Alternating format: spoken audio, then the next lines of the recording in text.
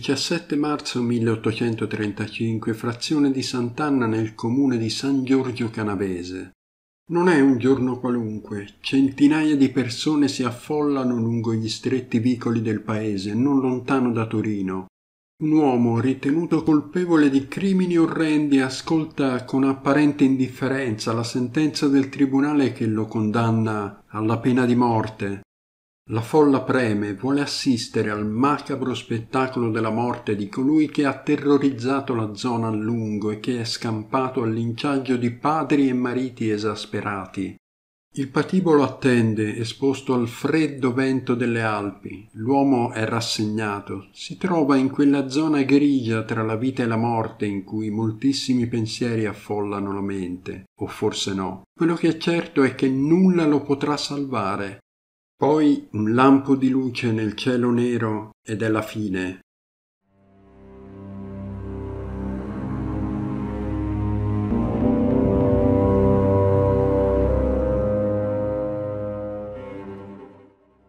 Ma chi era il condannato e quali orrendi crimini aveva commesso? Giorgio Orsolano è stato sicuramente tra i primi serial killer italiani insieme a Antonio Boggia.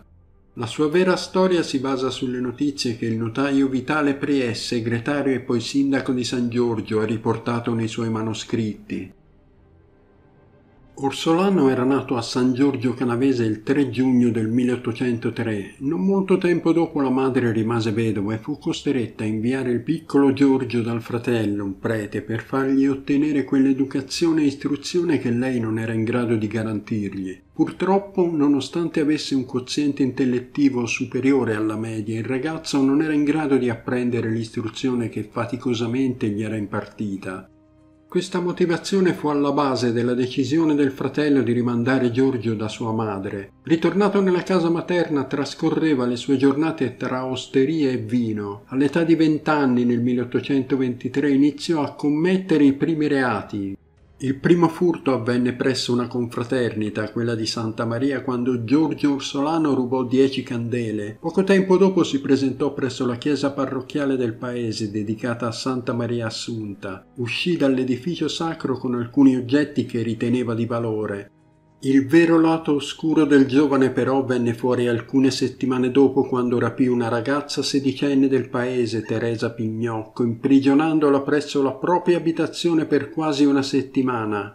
In quel lasso di tempo tentò di stuprare la giovane. Il 15 dicembre dello stesso anno Giorgio Orsolano fu condannato alla catena per 1 anno per il tentativo di stupro e a 7 per gli altri capi di imputazione.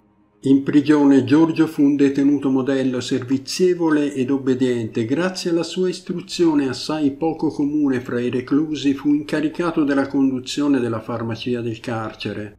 Il 13 dicembre del 1831, 8 anni dopo i primi crimini, Giorgio Orsolano uscì di galera. L'anno successivo andò a vivere con una ragazza di 24 anni, Domenica Nigra, già vedova. Nel 1833, il 7 luglio, nacque Margherita, la figlia di Giorgio e Domenica. Nell'aprile dell'anno seguente, il 1834, i due si sposarono. Il tentativo di costruirsi una vita apparentemente normale lo portò all'apertura di una bottega di intagliatore e salsicciaio, che però non diede mai i guadagni sperati.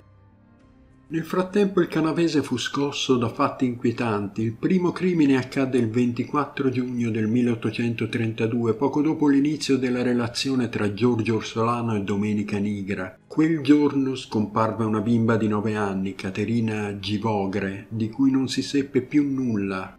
Il secondo tragico avvenimento si verificò nel mese di febbraio del 1833, quando una bimba di 10 anni, Caterina Scavarda, non fece ritorno a casa. Anche di lei non si ebbero più notizie.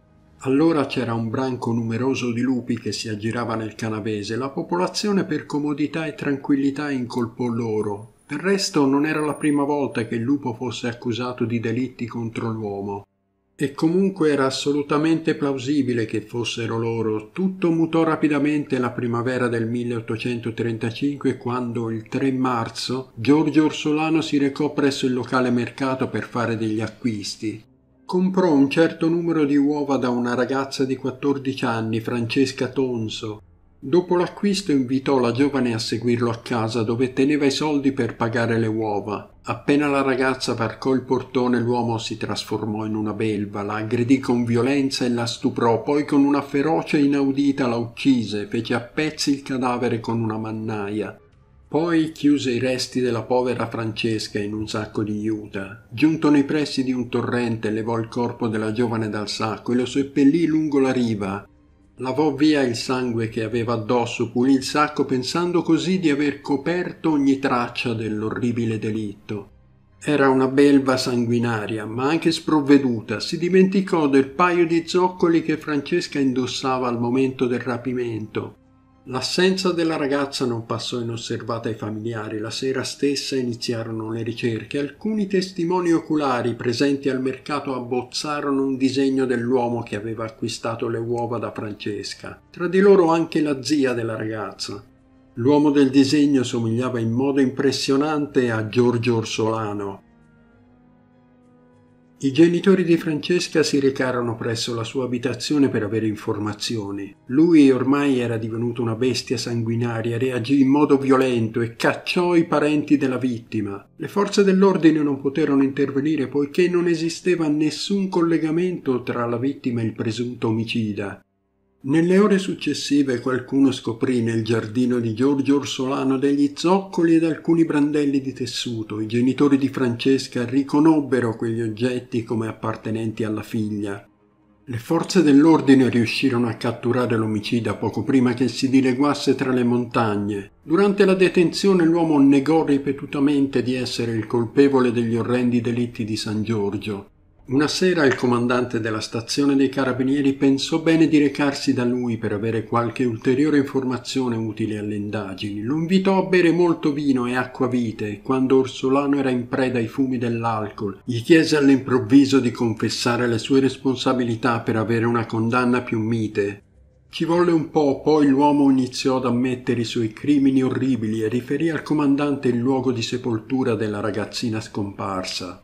Le immediate verifiche confermarono tutto quello che Orsolano aveva detto. Vicino al torrente Piatoni e in 3 differenti fosse furono rinvenuti i resti di Francesca Tonso.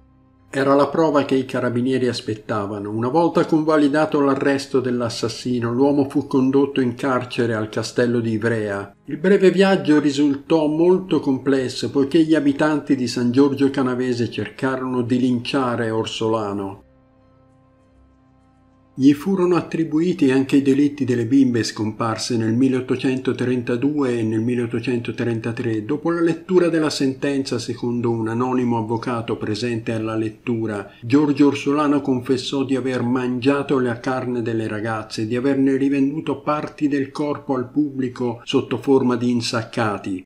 Aggiunse inoltre che avrebbe fatto la stessa cosa con la terza vittima se non fosse stato scoperto. Il 13 marzo del 1835 venne messa la condanna definitiva a morte da eseguirsi tramite impiccagione. Interessante notare, secondo una cronaca del tempo, la delusione del pubblico nel trovarsi di fronte a quell'uomo che molti consideravano un mostro, anche fisicamente. In un articolo apparso in un giornale dell'epoca si legge: restarono tutti delusi e si lamentarono di aver pagato per poi accorgersi che era un uomo come gli altri. Era piccolo di statura, la pelle del viso bianca e rosa, capelli castani. Ciò che lo deformava un poco era la mancanza di un occhio che cercava di nascondere con un ciuffo di capelli. Ma per il resto era di maniere cortesi, civile e rispettoso. Questo disagio che abbiamo nei confronti di esseri umani che commettono crimini orribili non è cambiato col tempo. Ieri come oggi è difficile immaginare che il mostro abbia le nostre sembianze, che la bestia feroce sia uguale a noi, sia uno di noi. Sigmund Freud nel Disagio della civiltà dice che l'essere umano è dominato da istinti di aggressività e passioni primitive che, se non tenute a freno dalle norme sociali e dal senso di colpa, possono portare ad azioni di efferata violenza. Il lato oscuro, secondo Freud, è presente in ciascuno di noi, ci spaventa ma ci attrae al tempo stesso. Le persone considerate buone e quelle cattive non sono due specie differenti, non c'è una differenza tra la mente del criminale e quella dell'onesto cittadino. Semplicemente i cattivi mettono in atto ciò che i buoni si limitano a pensare. Il vissuto comune non sarà certamente mancato in situazioni particolari l'affiorare alla mente del desiderio di voler uccidere qualcuno, senza però assecondarlo, bloccato in tempo dai freni inibitori. Occorre avere il coraggio di accettare tale lato oscuro. Negarlo sarebbe un errore, dice Freud. Dopo questa breve digressione sulle pulsioni criminali dell'animo umano torniamo al nostro racconto. Il 17 marzo seguente venne montato il patibolo, il macabro palcoscenico per l'ultimo atto della vita di Giorgio Orsolano. L'autorità giudiziaria, vista la rabbia della gente nei confronti dell'uomo e prevedendo un massiccio afflusso di persone, predispose un adeguato servizio per garantire l'ordine pubblico. Per descrivere l'atmosfera di quel giorno, in una pubblicazione dell'epoca apparve questo breve articolo. L'esecuzione delle sentenze vede accorrere al piccolo paese di campagna più di 10.000 persone che i racconti di allora ricordano come una catastrofe per i terreni circostanti e per l'impossibilità di trovare un carretto a noleggio nella città di Torino. Tutti volevano assistere all'impiccagione. Insomma, nessuno voleva perdersi quel macabro spettacolo. Il trattato illuminista di Cesare Beccaria sulla pena di morte non era ancora un modello rieducativo e il principio di redimere un condannato era ancora ben lontano dall'essere radicato nei principi di una Costituzione. È vero, una condanna a morte non riportava in vita le vittime, non era un deterrente per reati analoghi e non garantiva la non reiterazione del reato più di quanto avrebbe potuto fare una detenzione efficace, ma allora la pena capitale sembrava placare quelle coscienze che erano rimaste sconvolte dalla brutalità di episodi analoghi a questo. Quel giorno intorno alle 11 del mattino arrivò il carro che trasportava il condannato. Orsolano, avviandosi al patibolo, forse disse qualcosa, ma chi gli stava vicino non riuscì a capire, poiché la voce venne soffocata dalle urla della folla. Con il capo coperto da un sacco nero venne fatto salire sulla scaletta. Poi gli fu stretto il cappio al collo. Un attimo, e con sollievo dei cittadini, finì l'esistenza disperata di quell'uomo. Seguirono urla di approvazione e insulti di ogni tipo contro l'assassino. Il giorno della sentenza l'Università di Torino inviò 3 chirurghi per sezionare il cadavere. I 3 esperti prelevarono il capo e i testicoli, che furono definiti dai medici più voluminosi del solito. Il cranio fu trasportato al Museo di Anatomia. Un calco della testa è tuttora conservato al Museo di Anatomia Luigi Rolando di Torino. Insomma, Giorgio Orsolano per tutti divenne la Iena di San Giorgio e gli abitanti di quel paese, grazie a una sorta di eredità leggendaria, divennero i mangiacristiani, soprannome dovuto al fatto che il loro compaesano, il salsicciaio che fece prosciutti con i resti delle bimbe stuprate, si autoaccusò d'essere un antropofago, un cannibale moderno. Quel soprannome fu assegnato dagli abitanti di San Giusto Canavese a quelli di San Giorgio. È una storia cruda e orribile che ancora oggi è viva e fa parte di diverse leggende e racconti popolari usati per spaventare i bambini. Questa vicenda è rimasta nella memoria collettiva del posto ed è stata tramandata quasi come una leggenda. Oggi rimane davanti alla chiesa di Sant'Anna una croce a ricordo delle 3 povere vittime di Giorgio Orsolano.